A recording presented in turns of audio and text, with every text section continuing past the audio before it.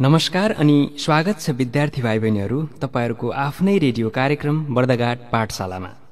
सदाको दिनमा जस्तै आजको यो नयाँ कक्षामा पनि कक्षा 9 को विज्ञान विषय सहजीकरण गर्नका लागि तपाईहरूको रेडियो सेटमा उपस्थित भइसकेको छु। म तपाईहरूकै विज्ञान विषय शिक्षक देवेन्द्र गिरी। विद्यार्थी भाइ बहिनीहरू, बर्दघाट नगरपालिका शिक्षा शाखा र सामुदायिक रेडियो दाउन्ने 103.4 मेगाहर्जको सहकार्यमा यो रेडियो कार्यक्रम प्रसारण भइरहेको छ। मलाई विश्वास छ तपाईहरूले यो रेडियो कार्यक्रम बर्दघाट पाठशाला सुनेर धेरै भन्दा धेरै लाभ लिइरहनु भएको छ। विद्यार्थी भाइ बहिनीहरू, आज बुधबार बिहान 10:30 बजेदेखि 11 बजेसम्मको यो समय तपाईहरूको कक्षा 9 को विज्ञान विषय सिक्ने समय हो। मलाई आशा छ तपाईहरू पक्कै पनि तयारी अवस्थामा रहनु भएको छ, हैन त? ल त विद्यार्थी भाइ बहिनीहरू, अब भने हामी आजको नयाँ कक्षामा प्रवेश गर्छौं। कृपया कापी, कलम र विज्ञान पाठ्यपुस्तक साथमा लिएर रेडियो सेट नजिकै आउनुहोस् है। Dear student, now we are entering today's new class. Please come near to the radio set with a copy, pen and science textbook. सबैभन्दा पहिले म तपाईहरूलाई यो भन्दा अघिल्लो कक्षामा पढाएको कुराहरू एकपटक स्मरण गराउन चाहन्छु। First of all, I would like to remind you what we study in previous class.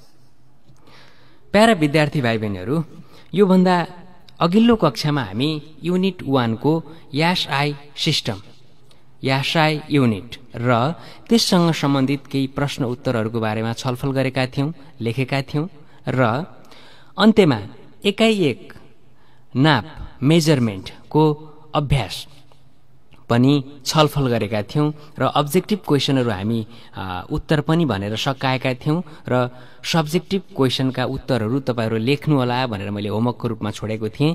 ती प्रश्नहरू मैले तपाईहरूलाई एकाइ एक पढाइरहँदा त्यहाँ नोटको रूपमा पनि टिपाइसकेको छु। धेरै प्रश्नहरू लेखाइसकेको छु। तपाईहरूलाई गाह्रो पक्कै पनि भएन होला, सम्पूर्णले लेख्नुभयो होला। तपाईँ सम्पूर्णलाई धेरै धेरै धन्यवाद। होइन अझै पनि लेख्नु भएको छैन, केही गाह्रा प्रश्नहरू छन् भने तपाईँ सिधै रेडियो दाउन्नेको फेसबुक पेजमा गएर तपाईलाई अप्ठ्यारो लागेको प्रश्न कमेन्ट गर्नुहोला। म तपाईका ती प्रश्नहरूको समाधान गर्ने प्रयास गर्नेछु र यहाँबाट भनिदिनेछु, लेखाइदिनेछु। प्यारा विद्यार्थी भाइ बहिनीहरू, आजको कक्षामा हामी एकाइ 2 बल पढ्न गइरहेका छौं, जसमा हामी विश्राम र चाल अवस्था, वेग र गति, समान गति र असमान गतिको बारेमा अध्ययन गर्न गइरहेका छौं। Dear student, today we are going to study unit 2, that is force. In this unit we are going to study about state of rest and motion, speed and velocity, uniform velocity and non-uniform velocity. प्यारा विद्यार्थी भाइ बहिनीहरू, तपाईहरूले आफ्नो पाठ्यपुस्तकको page number 8 पल्टाउनुहोस् है त। Dear student, please turn page number 8 of your science textbook.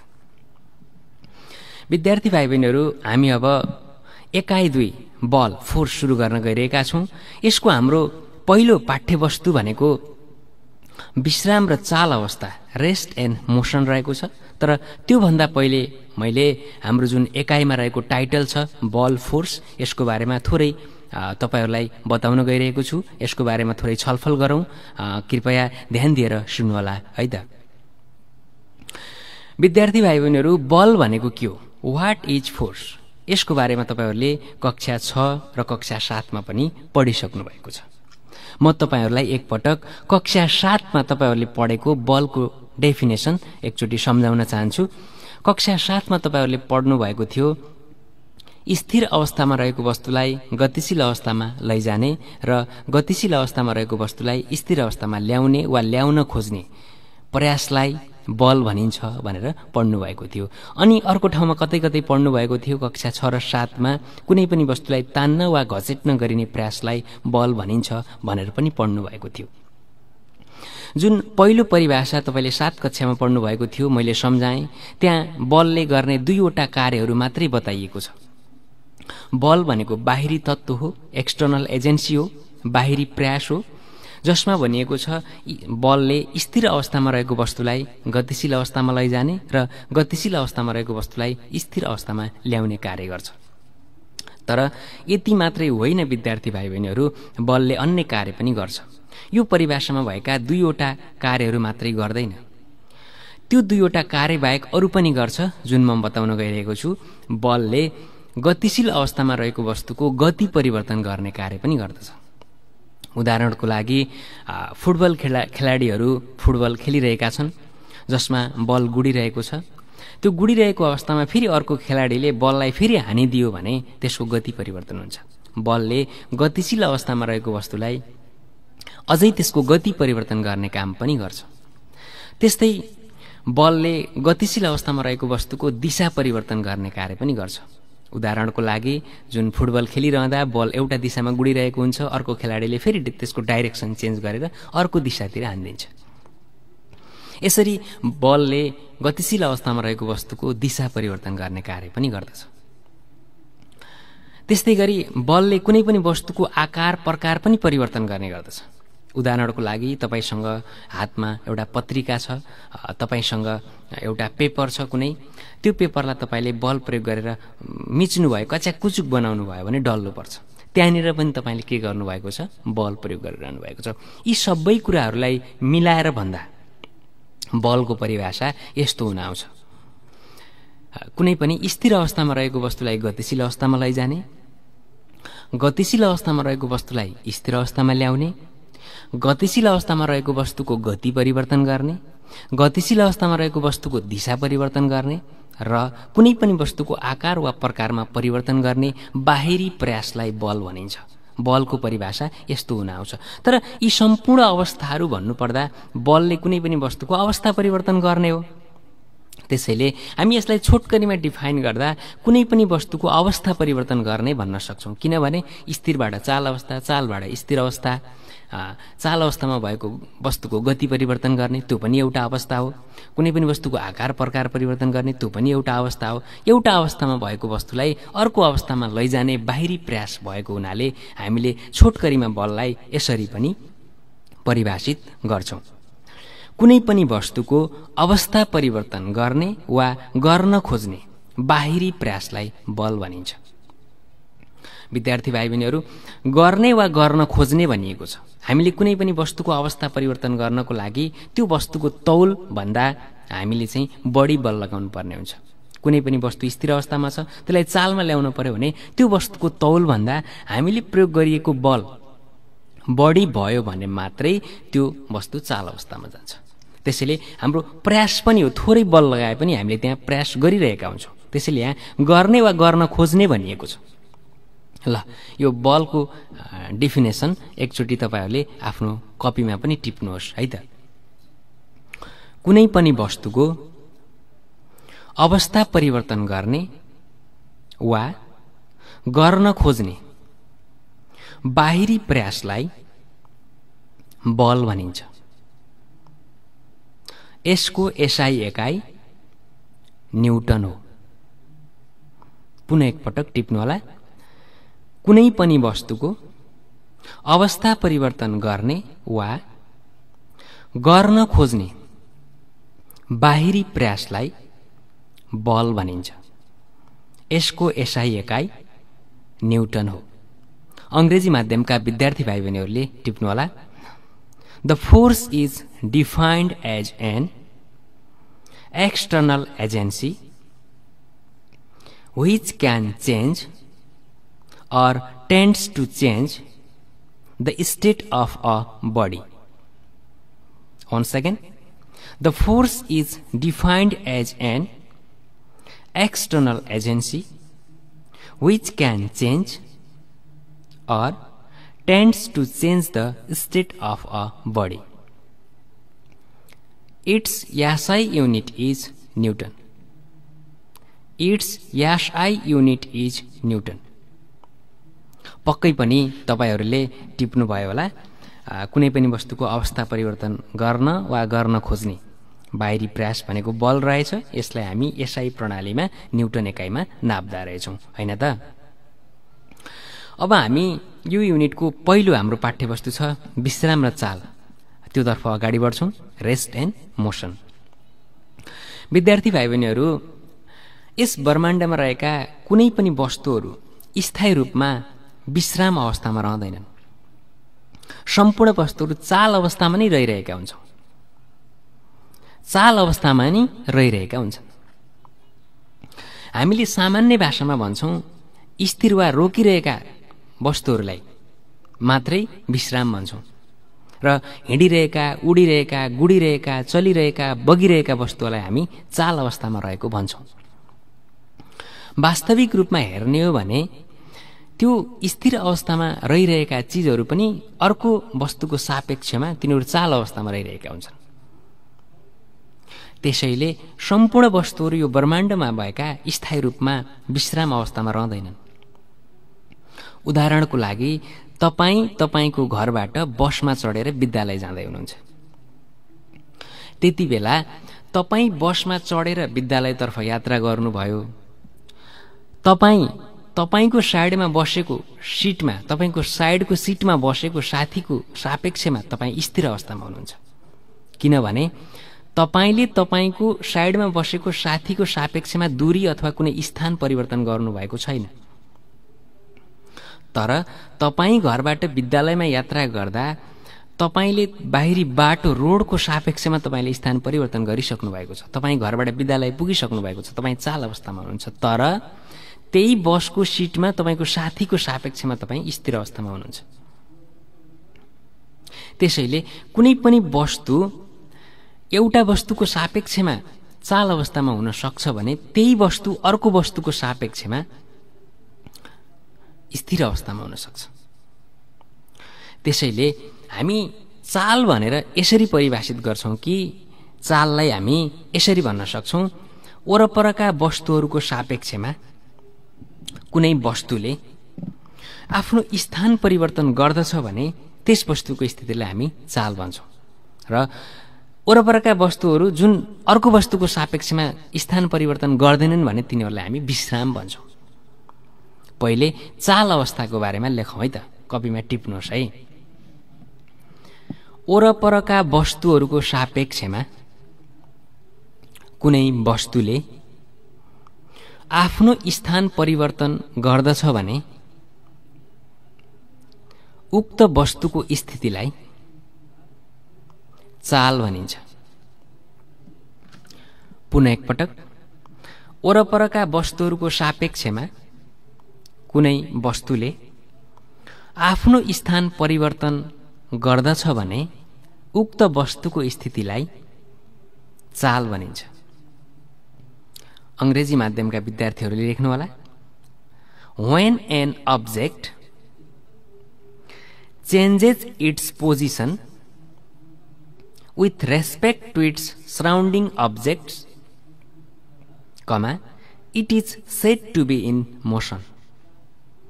Once again, when an object changes its position with respect to its surrounding objects, it is said to be in motion. त्यस्तै विश्राम अवस्थामा लेख्नु होला विद्यार्थी भाइ बहिनीहरू। ठीक यसको उल्टो हुन्छ, चालको उल्टो हुन्छ विश्राम। ल लेख्नुस् है, वरपरका वस्तुहरूको सापेक्षमा कुनै वस्तुले आफ्नो स्थान परिवर्तन गर्दैन भने उक्त वस्तुको स्थितिलाई विश्राम भनिन्छ। पुनः एकपटक, वरपरका वस्तुहरूको सापेक्षमा कुनै वस्तुले आफ्नो स्थान परिवर्तन गर्दैन भने उक्त वस्तुको स्थितिलाई विश्राम भनिन्छ। अंग्रेजी माध्यमका विद्यार्थी भाइ बहिनीहरू please right, When an object does not change its position with respect to its surrounding objects, it is said to be in rest. Once again, when an object does not change its position with respect to its surrounding objects, it is said to be in rest. विद्यार्थी भाइ बहिनीहरू पक्कै पनि तपाईहरूले टिपिसक्नु भएको होला। चाल र विश्राम अवस्थाको बारेमा मैले तपाईहरूलाई बताइसकेको छु। अब हामी हाम्रो पाठ्यवस्तुमा अगाडि बढ्छौं र अब हामीले पढ्ने टपिक भनेको वेग र गति, स्पिड एन्ड भेलोसिटी रहेको छ। विद्यार्थी भाइ बहिनीहरू म तपाईहरूलाई पहिला वेगको बारेमा बताउँछु, त्यसपछि गतिको बारेमा बताउँछु। पहिला वेगको बारेमा सुनौ है त, ध्यानपूर्वक सुन्नु होला है। वेग भन्नाले कुनै पनि वस्तु कतिको छिटो या ढिलो हिँड्छ भन्ने कुराको हामीले जानकारी पाइन्छ। वेगले कुनै पनि वस्तु कति छिटो हिँड्छ वा कति ढिलो हिँड्छ भन्ने कुराको मात्रै जानकारी दिन्छ। यसले कुनै पनि वस्तु कुन दिशातर्फ हिँडिरहेको छ भन्ने कुराको जानकारी दिँदैन। यसले उडिरहेको गुडिरहेको वस्तुको गति अथवा वस्तुको छिटो वा ढिलो स्पिड मात्रै बताउने काम गर्छ। त्यसले गर्दाखेरि वेगलाई हामी भन्न सक्छौं कि 1 सेकेन्ड समयमा पार गरेको दूरी नै वेग हो। 1 सेकेन्डमा हामी जति दूरी पार गर्छौं त्यो नै वेग हो। त्यसैले हामी वेगमा लेख्न सक्छौं कि, टिप्नु होला है कपीमा, कुनै वस्तुले एकाइ समयमा पार गरेको दूरीलाई वेग भनिन्छ। यसको एसआई एकाइ मिटर प्रति सेकेन्ड हो। यो स्केलर परिमाण हो। पुनः एक पटक, कुनै वस्तुले एकाइ समयमा पार गरेको दूरीलाई वेग भनिन्छ। यसको एसआई एकाइ मिटर प्रति सेकेन्ड हो। यो स्केलर परिमाण हो। अंग्रेजी माध्यमका विद्यार्थी भाइ बहिनीहरू लेख्नु होला। The total distance covered by an object per unit time is called speed. Its SI unit is meter per second. It is scalar quantity. Once again, the total distance covered by an object per unit time is called speed. Its SI unit is meter per second. It is scalar quantity. विद्यार्थी भाइ बहिनीहरू तपाईहरुले लेखिसक्नु भएको छ होला स्पिडको बारेमा। यसको SI एकाइ मिटर पर सेकेन्ड हो। यो स्केलर परिमाण हो, किनभने अघि पनि हामीले व्याख्या गरिसकेका छौं। यसले कुन दिशामा जाने भन्ने कुरा बताउँदैन। कुनै पनि वस्तु कति छिटो हिँडेको छ, कति ढिलो हिँडेको छ, 1 सेकेन्डमा कति दूरी पार गरेको छ त्यति मात्रै बताउँछ। त्यसैले यो स्केलर हो। It has magnitude only, not direction. So हामी यसलाई स्केलर परिमाण, स्केलर क्वान्टिटी भन्छौं। अनि वेग निकाल्न पर्यो भने हाम्रो फर्मुला हुन्छ वेग अथवा स्पिड इज इक्वल टु पार गरेको दूरी अपन लागेको समय हुन्छ। पार गरेको दूरी जुनसुकै दिशामा पनि हुन सक्छ। त्यसैले हामीले speed is equal to D by T भन्छौं। डी भनेको पार गरेको दूरी डिस्टेन्स, टी भनेको लागेको समय टाइम। त्यसैले speed is equal to D by T हुन्छ हाम्रो यसको फर्मुला। विद्यार्थी भाइ बहिनीहरू, अब हामी गतिको बारेमा पढ्छौं। गति भनेको जुन हामीलाई इंग्लिशमा भेलोसिटी भन्छौं। अब गति भन्ने बित्तिकै फेरि 1 सेकेन्ड समयमा निश्चित दिशातिर पार गरेको दूरी भन्ने बुझ्छौं। वेगमा दिशा थिएन, गतिमा चाहिँ दिशा हुन्छ। कुनै पनि वस्तु कति छिटो कुन दिशातर्फ हिँडिरहेको छ भन्ने कुरा गतिले बताउँछ। त्यसैले गतिमा हामीले भन्छौं कि 1 सेकेन्ड समयमा अथवा प्रति एकाइ समयमा, जुन भने पनि एउटै हो, प्रति एकाइ समय भन्नु र 1 सेकेन्ड समय भन्नु। 1 सेकेन्ड समयमा निश्चित दिशातिर पार गरेको दूरीलाई नै हामी गति भन्छौं। ल, यो गतिमा लेखौं है त फेरि। कुनै वस्तुले एकाइ समयमा निश्चित दिशातिर पार गरेको दूरीलाई गति भनिन्छ। यसको एसआई एकाइ मिटर प्रति सेकेन्ड हो। यो भेक्टर परिमाण हो। पुनः एक पटक, कुनै वस्तुले एकाइ समयमा निश्चित दिशातिर पार गरेको दूरीलाई गति भनिन्छ। यसको एसआई एकाइ मिटर प्रति सेकेन्ड हो। यो भेक्टर परिमाण हो। अंग्रेजी माध्यमका विद्यार्थी भाइ बहिनीहरूले लेख्नुहोला।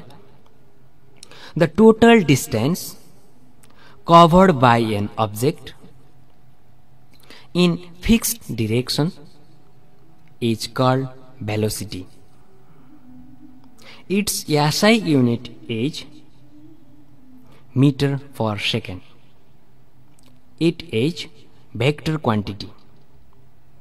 Once again, the total distance covered by an object in fixed direction is called velocity.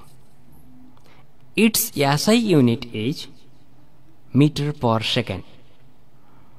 It is vector quantity. विद्यार्थी भाइ बहिनीहरु, यसलाई हामी किन भेक्टर क्वान्टिटी भनियो? किनभने गतिले के गर्छ, कुन दिशातर्फ गइरहेको छ भन्ने कुरा पनि जनाउँछ। It has both magnitude and direction. हामीले यसलाई के भन्छौं? भेक्टर परिमाण भनेर भन्छौं। अनि गति निकाल्न पर्यो भने यसको हाम्रो फर्मुला हुन्छ विद्यार्थी भाइ बहिनीहरु, गति अथवा भेलोसिटी। गति बराबर निश्चित दिशातिर पार गरेको दूरी, जसलाई हामी डिस्प्लेसमेन्ट स्थानान्तरण पनि भन्छौं है। स्थानान्तरण अपन लागेको समय भन्दा पनि हुन्छ, होइन भने गति बराबर निश्चित दिशातिर पार गरेको दूरी अपन लागेको समय। अथवा velocity is equal to total distance covered in fixed direction divided by time taken. छोटकरीमा लेख्दाखेरि B is equal to D by T। यो चाहिँ हाम्रो के हुन्छ? गति निकाल्ने फर्मुला। यही फर्मुलाबाट हामी कुनै पनि वस्तुको गति पत्ता लगाउन सक्छौं। त्यसोभए विद्यार्थी भाइ बहिनीहरु, अब हामी अर्को हामीले पढ्ने विषयवस्तुतर्फ लाग्छौं। अर्को विषयवस्तु भनेको हाम्रो समान गति र असमान गति रहेको छ। त्यसमा हामीले पहिले समान गतिको बारेमा पढ्छौं। समान गति, यूनिफर्म भेलोसिटी। विद्यार्थी भाइ बहिनीहरु, कुनै पनि वस्तुले प्रत्येक सेकेन्ड समयमा समान दूरी पार गर्दछ भने त्यसलाई हामी समान गति भन्छौं है। गति भन्ने बित्तिकै यहाँनिर तपाईले अघिल्लो डेफिनेसनमा पढ्नुभयो कि गति हुनको लागि निश्चित दिशा चाहिँ हुनुपर्छ है। वेगमा हुनु पर्दैन, गतिमा चाहिँ हुनुपर्छ। त्यसैले कुनै वस्तुले एक सेकेन्ड समयमा निश्चित दिशातिर समान दूरी पार गरिरहेको छ भने त्यसलाई हामी समान गति भन्छौं। दिशा चाहिँ के हुनु पर्यो? निश्चित हुनु पर्यो।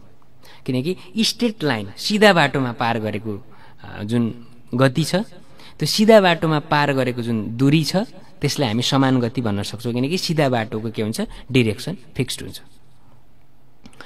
त्यसैले हामी यसलाई यसरी परिभाषित गर्न सक्छौं। विद्यार्थी भाइ बहिनीहरु, तपाईहरुले कपीमा टिप्नु होला। कुनै वस्तुले प्रत्येक सेकेन्डमा निश्चित दिशामा समान दूरी पार गर्दछ भने उक्त वस्तुको गतिलाई समान गति भनिन्छ। पुनः एक पटक, कुनै वस्तुले प्रत्येक सेकेन्डमा निश्चित दिशामा समान दूरी पार गर्दछ भने उक्त वस्तुको गतिलाई समान गति भनिन्छ। अंग्रेजी माध्यमका विद्यार्थी भाइ बहिनीहरु टिप्नुहोस्।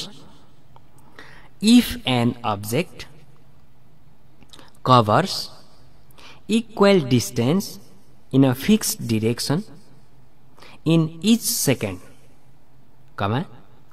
the velocity of the object is called uniform velocity.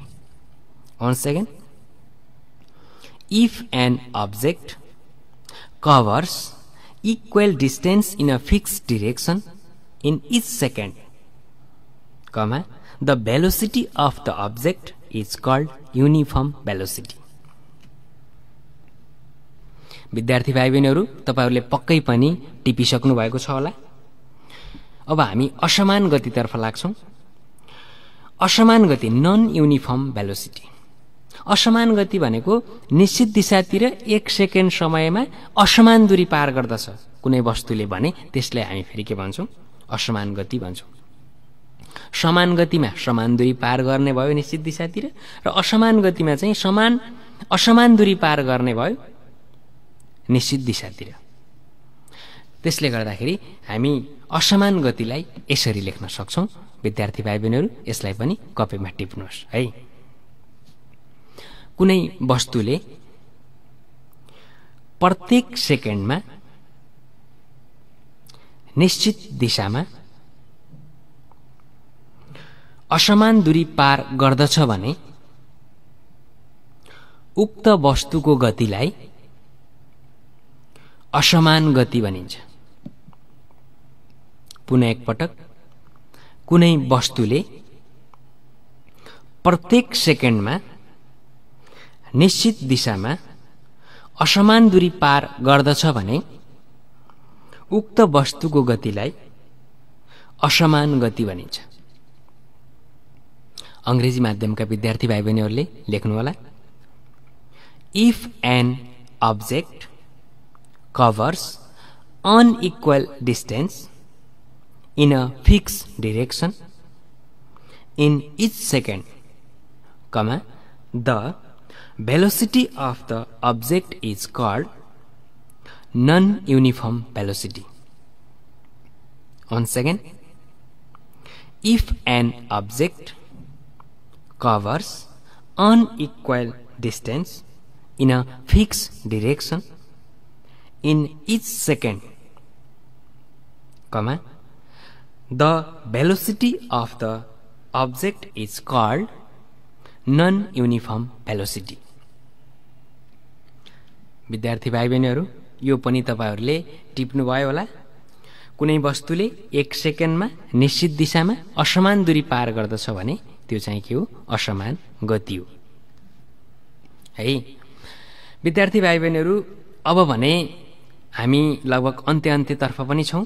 आज हामी के पढ्यौं म तपाईलाई एकचोटी पुनः सम्झाउन चाहन्छु।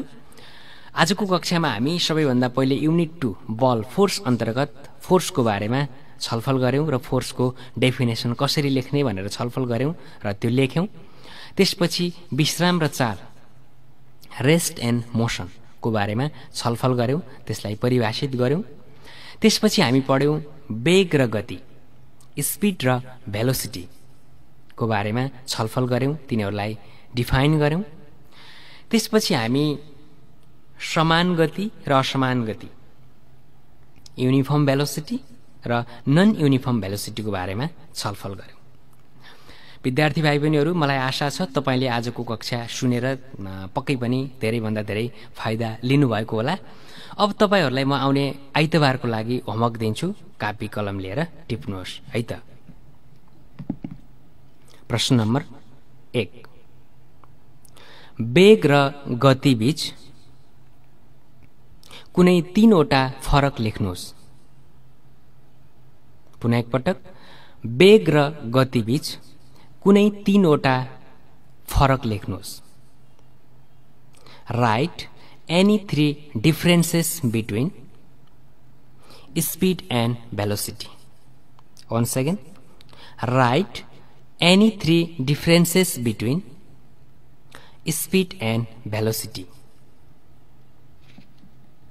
Question number 2 टिप्नु होला विद्यार्थी भाइ बहिनीहरू। एउटा क्वेशन नम्बर 2 मा मैले भर्खर तपाईलाई फर्मुला भनेको छु। त्यो फर्मुलाबाट एउटा सजिलो हिसाब दिन्छु, न्युमेरिकल प्रब्लम, त्यो गर्नु होला है त। कुनै मोटरसाइकलले सिधा बाटोमा 4 सेकेन्डमा 120 मिटर दूरी पार गर्दछ भने उक्त मोटरसाइकलको गति पत्ता लगाउनुहोस्। पुनः एकपटक, कुनै मोटरसाइकलले सिधा बाटोमा 4 सेकेन्डमा 120 मिटर दूरी पार गर्दछ भने उक्त मोटरसाइकलको गति पत्ता लगाउनुहोस्। A motorcycle covers 120 meter distance in a 4 seconds in a straight line road. Find its velocity. Once again, a motorcycle covers 120 meters distance in a 4 second in a straight line road. Find its velocity. विद्यार्थी भाइ बहिनीहरू, यी दुईवटा प्रश्नहरू तपाईहरूले होमवर्कको रूपमा गर्नुहोला र यसका उत्तरहरू मैले आगामी कक्षामा तपाईहरूलाई छलफल गरेर अनि मात्र अर्को कक्षामा अगाडि बढ्नेछु है त। ल त विद्यार्थी भाइ बहिनीहरू, आजको लागि हाम्रो निर्धारित समय लगभग सकिएको छ। तपाईहरूलाई यो सिकाइ सहजीकरण कार्यक्रम कस्तो लागिरहेको छ कृपया सुझाव सल्लाह र प्रतिक्रिया दिन नभुल्नुहोला। तपाईहरूसँग केही समस्याहरू छन्, नजानेका प्रश्नहरू छन् भने पनि रेडियो दाउन्नेको फेसबुक पेजमा गएर कमेन्ट गर्न नभुल्नुहोला। यतिन्जेलसम्म यो रेडियो कार्यक्रम तपाईहरूसम्म पुर्याउन सहयोग गर्ने, रेडियो दाउन्नेबाट टेक्निकल सपोर्ट गर्ने मित्र टेकजीलाई पनि धन्यवाद व्यक्त गर्छु र पुनः आइतबार तपाईहरूलाई भेट्ने बाचा गर्दै तपाईहरूकै विज्ञान विषय शिक्षक देवेन्द्र गिरी पनि बिदा हुन्छु। तपाईको दिन शुभ रहोस्।